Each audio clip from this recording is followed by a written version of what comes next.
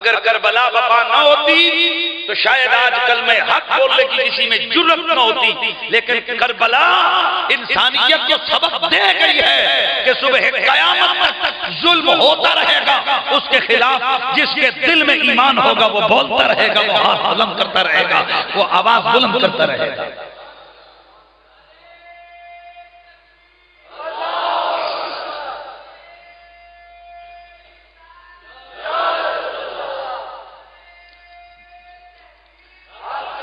آج دوسرا تیسرا دن ہے راولپنڈی اسلام آباد کے لوگ، آپ بھی پریشانی میں، ہم بھی پریشانی میں، آپ بھی اذیت سے گزر رہے ہیں، ہم بھی اذیت سے گزر رہے ہیں۔ اور اس دن ایک میٹنگ میں ایک بڑا افسر، یہ کیا ہو رہا ہے، یہ مولوی آ کر بیٹھ گئے۔ میں نے کہا منہ سنبھال کے بات کر۔ وہ دن بھول گیا جس دن اسلام آباد سے نکل کے لاہور تک سڑکوں پہ روتا ہوا گیا، مجھے کیوں نکالا، مجھے کیوں نکالا۔ اس وقت جب پنڈی 3 دن بند رہا وہ یاد نہیں ہے، وہ 2 دن یاد نہیں ہے تمہیں، یہ رسم خود چالتے ہو۔ کل مجھے ایک افسر کہنے لگا یہ دیکھیں جی یہ ان لوگوں نے بڑے بڑے پٹے لگائے ہیں، سپیکروں پہ تو پابندی ہے، ان کے خلاف پرچہ ہوگا۔ میں نے کہا پتر تصویریں میرے پاس رکھی ہوئی ہیں، نواز شریف جب لے کے گیا تھا نا ریلی، اس کی ریلی پہ بھی بڑے بڑے پٹے لگے ہوئے تھے۔ جب خود تم لوگ قانون توڑتے ہو تو عوام بھی پھر تم اس کو کیسے پابند کر سکتے ہو کہ وہ قانون پہ عمل کرے؟ تم گانے لگا کے ڈانس کرو، تم کنجروں کی طرح ناچو، تم سیاست کے لیے سپیکر لگاؤ اور لڑکے لڑکیوں کو نچاؤ، وہ جائز ہے، اور ہم سپیکروں پہ آمنہ کے لال کی نعتیں پڑھیں وہ ناجائز ہو جاتا ہے۔ عجیب و غریب تمہاری سوچ ہے۔ وہ الگ بات ہے، اللہ کا شکر ہے پنڈی ضلع کے اندر ہم نے 4 ہی رکھے ہیں، یہاں سپیکر نہیں اترے، اور اللہ کا بڑا فضل ہے، ہم نے بڑا سٹیٹ فارورڈ کہہ دیا تھا ہماری مسجدوں میں اذان ہوگی تو 1 سپیکر پہ نہیں 4 پہ ہوگی۔ لیکن کیا یہ ظلم نہیں ہے کہ ہزاروں پرچے اس لیے کاٹے گئے علماء اور مؤذنین اور مسجد کمیٹیوں کے خلاف کہ بھئی تمہاری مسجد پہ 4 سپیکر لگے؟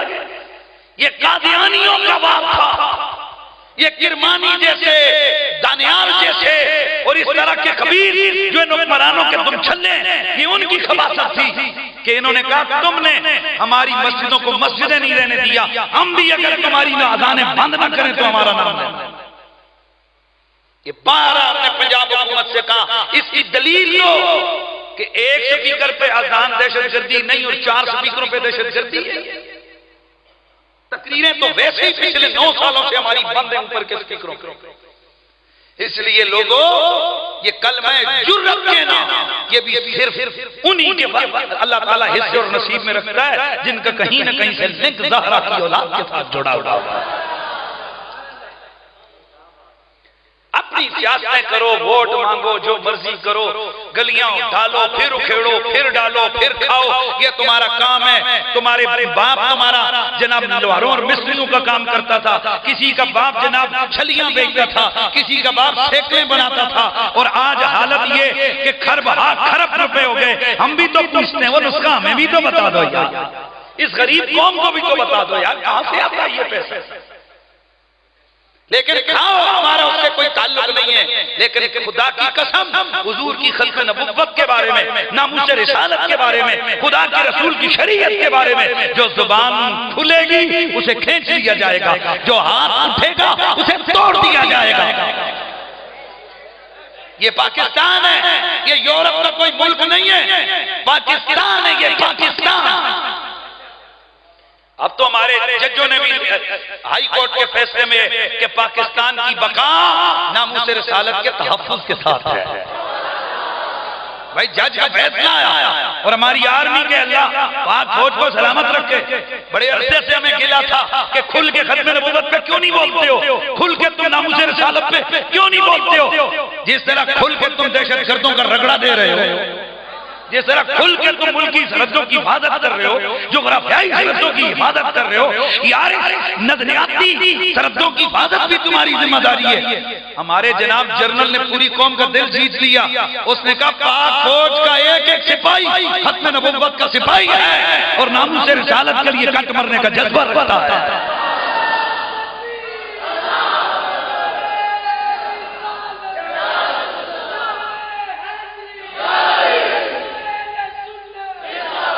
افواج پاکستان یہ 2 نمبر سیاستدانوں کو موت پڑتی ہے جب فوج کا نعرہ لگا۔ اپنا اپنا طریقہ ہوتا ہے، ہم بھی انتقام کے کئی راستے ہم نے رکھے ہوئے، ہمارا یہ بھی ایک طریقہ ہے، ہم کہتے ہیں کہ جن کو جس چیز سے جو جلتا ہے اسے اور جلاؤ۔ پاک فوج،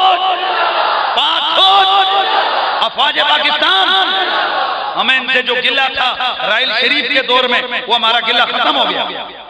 ہمیں گلہ تھا رائل شریف کے دور میں ممتاز قادری کو پھانسی ہوئی، تمہیں پتہ ہی نہیں لگا، یا پھر تمہاری ایمان شامل تھی، لیکن وہ ہمارا گلہ ختم ہو گیا کہ ہمارے جرنیلوں نے بھی بتا دیا، اور یقیناً جرنیل ویسے نہیں بولتے، ان کی ایجنسیاں ان کو بتاتی ہیں تم بولا نہ بولو، ایک ایک سپاہی ختم نبوت کا سپاہی بنا ہوا ہے، ناموس رسالت کے لیے مرنے مارنے کے لیے تیار ہے۔ یہ پاکستان ہے، کوئی مذاق نہیں ہے، یہ پاکستان ہے، کوئی مذاق نہیں ہے۔ تو خیر بات دور نکل گئی، میں جس چیز کی طرف آ رہا تھا، یہ میں سمجھتا ہوں جہاں بھی باطل کے خلاف کوئی بولنے کی طاقت رکھتے نا، وہاں کہیں نہ کہیں پیچھے حسین ضرور موجود ہوتا۔ اسی لیے تو پھر ہم کہتے ہیں کہ میرا تو رہنما حسین ہے، میرا تو رہنما حسین ہے، میری تو بس پناہ حسین ہے، میرا تو میرا تو بڑے چلو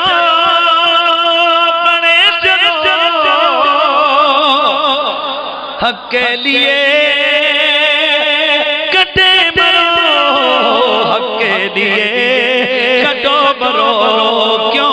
کہ بس میرا تو پیشوا حسین ہے،